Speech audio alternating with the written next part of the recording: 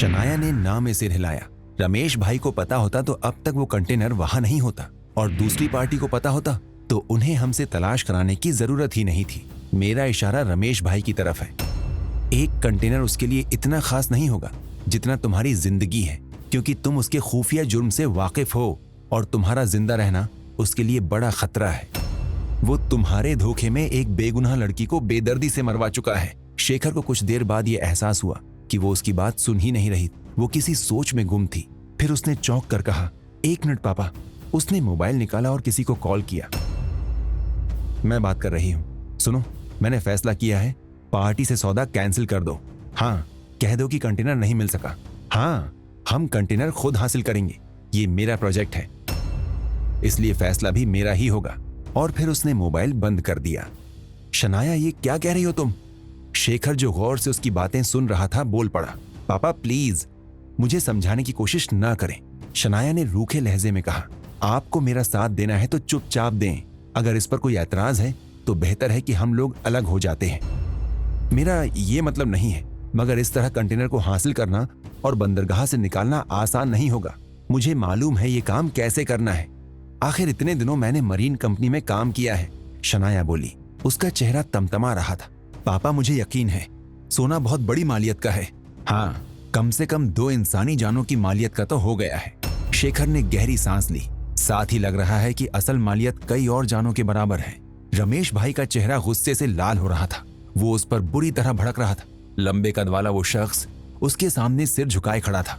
उसने नीग्रो साथी की मौत और अपनी नाकामी की खबर दी थी और अब डरा सहमा सा सिर झुकाए खड़ा था।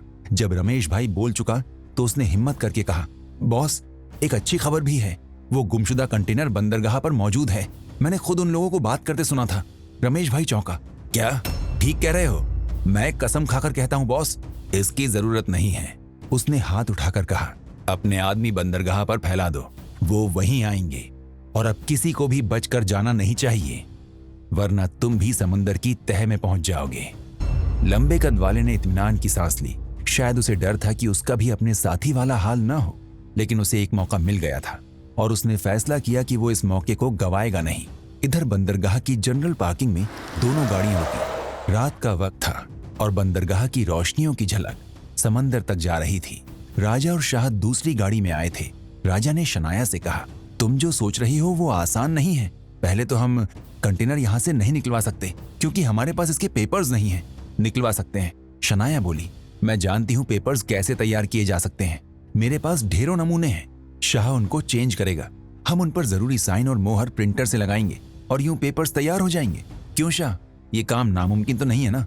वो तो है, शाह ने अपने सूखे होंठों पर जबान फेर कर कहा। लेकिन खतरा है।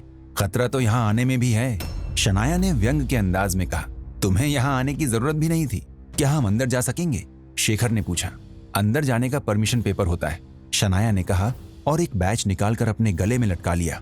ये भी साइट मैरीन इंटरनेशनल का था। आप सब लोग मेरे साथ हैं। वो सब अंदर की तरफ बढ़े। एक तरफ बहुत बड़ी जगह पर इंपोर्टेड और एक्सपोर्टेड कंटेनर रखे हुए थे और उनकी गिनती लाखों में थी। ऊपर तले 5 कंटेनर्स भी रखे थे। एक ही जगह कंटेनर्स का पूरा ब्लॉक था जिसमें छुपे हुए कंटेनर को देखना मुमकिन नहीं था। राजा ने कहा, ये सब एक ही कंपनी के कंटेनर्स हैं, इसलिए इस तरह रखे हैं। हमें जिस कंटेनर की तलाश है वो अलग या उस तरह से रखा हुआ होगा कि उसे आसानी से उठाया जा सके। कंटेनर किस यार्ड में है? डेक्कन यार्ड में। राजा ने पेपर देखा जिस पर कंटेनर की लोकेशन लिखी थी। मेरा ख्याल है कि वो आखिर में है। रात का वक्त और छुट्टी का दिन था, इसलिए बंदरगाह के उस हिस्से में चहल पहल न के बराबर थी, वरना काम के दिनों में यहाँ 24 घंटे कंटेनर्स हैंडलिंग होती थी। अब भी कुछ जगहों पर कंटेनर रखे या उठाए जा रहे थे, मगर पूरे तौर पर काम तकरीबन रुका हुआ था। वो पांचों जानबूझकर अंधेरे हिस्से से गुजर रहे थे। शेखर और अमृता जरा पीछे थे। अमृता ने आहिस्ते से कहा, ये पागलपन है, हम बहुत बड़ा खतरा मोल ले रहे हैं। शेखर ने गहरी सांस ली। इसलिए मैं तुम्हें साथ आने से मना कर रहा था। नहीं, मैं आपका साथ नहीं छोड़ सकती, अमृता ने साफ कहा। शेखर ने एक लम्हे को रुककर उसे देखा। मुझे अब तुम्हारी फिक्र भी लग गई है।